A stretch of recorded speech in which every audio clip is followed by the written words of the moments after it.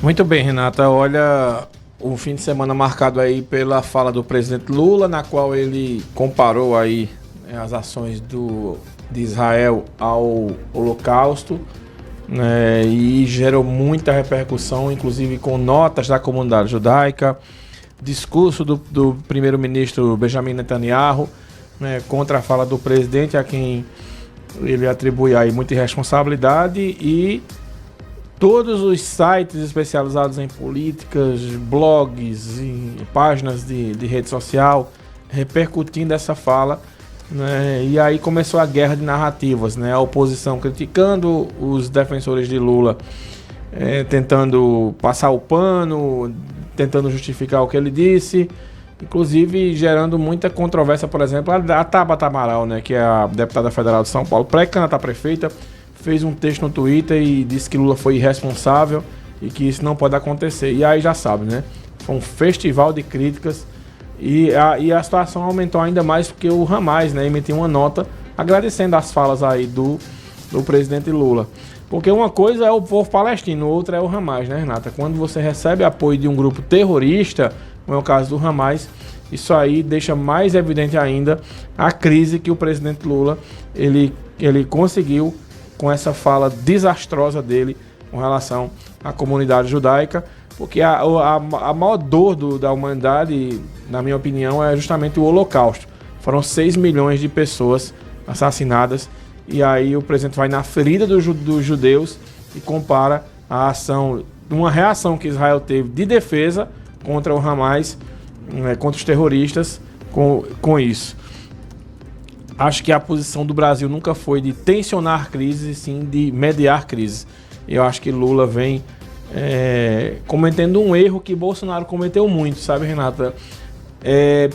São as cascas de bananas que às vezes são colocadas, perguntas que são feitas e ou o presidente perdeu a capacidade de fazer a avaliação rápida das coisas que fala, ou então ele é isso mesmo. Ele pensa isso e agora ele resolveu ligar o F e falar. Eu acho que é a mesma falha de Bolsonaro. Tem um pessoal ali que, independente do que falar, vai estar apoiando ele.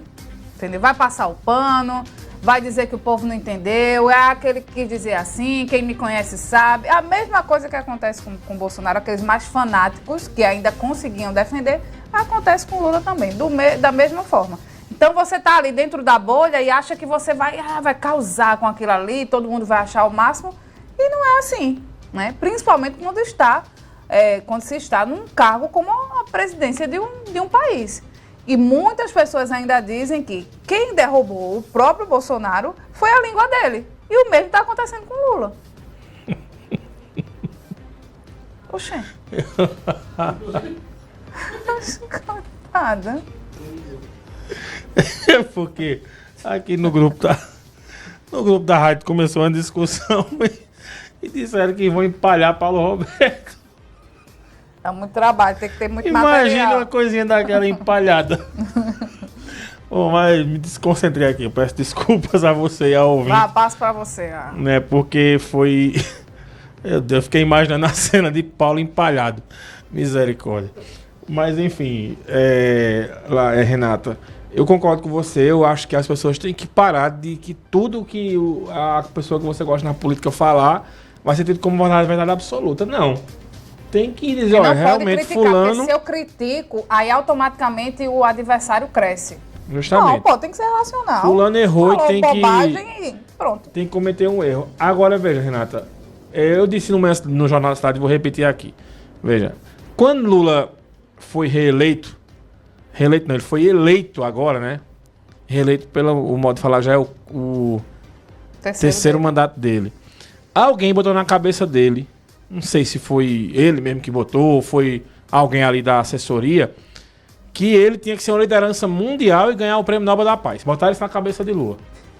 Olha, você vai ter que ser uma liderança mundial, que é pra apagar a péssima imagem que alguns países têm dele no exterior, né? Que tem gente que não gosta da figura dele no exterior e tem gente que gosta, como é aqui no Brasil.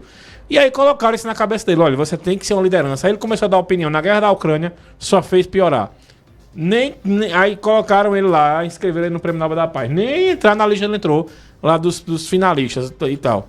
E agora ele foi dar essa opinião com relação a Israel. O Brasil é um país conhecido por ser um país mediador de conflitos. E não você pegar a gasolina e jogar no fogo que já está pegando lá. Não consegue resolver os próprios conflitos para estar resolvendo. Justamente. A gente tem que explicar aqui como aqueles presos fugiram. O caso no Rio Grande do Sul. Uma pessoa negra, um negro, sofreu uma tentativa de homicídio. Um branco, um senhor branco, sem camisa, no meio da rua. A polícia chegou e prendeu a vítima. Oi. Tem essa história do racismo ainda que é muito forte. Tem que explicar como aqueles 2 presos fugiram da penitenciária de segurança máxima. Tem que explicar por que Flávio Dino nomeou aquele diretor lá do presídio e permitiu essa fuga. Tem muita coisa para ser explicada nesse país. Tem muita coisa para a gente resolver. E simplesmente a gente ficar querendo agora dar opinião na política externa de tudo quanto é país, quando o Brasil está cheio de bronca para resolver. Então, Lula, pense mais na hora que você for falar, né? E também os apoiadores, na hora que for. Eu postei a matéria de Tabata Amaral, um apoiador do Lula, que se ela tá a favor do Hamas, esse bicho não entendesse, não, então, o que ela quis dizer. É justamente ao contrário. Então, as pessoas, na ansiedade de defender, elas acabam dando uma pisada na bola.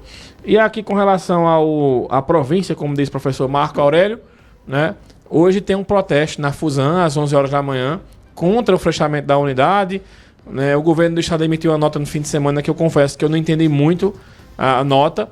Só explicou que a nova maternidade Nossa da Mulher vai suprir o atendimento na Fusan e, na sequência, né, disse que vai esperar uma audiência com o Ministério Público sobre o caso da Fusan. Mas deixou para mim entender que vai manter a posição deles de fechamento da Fusan. Os médicos, que são os especialistas no assunto, dizem que se a Fusan fechar vai ser ruim, porque o novo hospital não atende à necessidade da região. O governo de Pernambuco diz que atende. E aí é complicado, né, Renata? Porque a gente vai mostrar a confusão toda. A nota do governo diz que, inclusive, os serviços vão ser ampliados. Ampliados, né? Fechar o hospital é um negócio complicado, mas... Mas vamos esperar aí esse protesto, a gente vai cobrir. Né? E também, se o governo do estado vai mudar o posicionamento dele, ou você vai manter essa história. Muito bem. 8 horas e 41 minutos. A vinheta David Sebastião da política.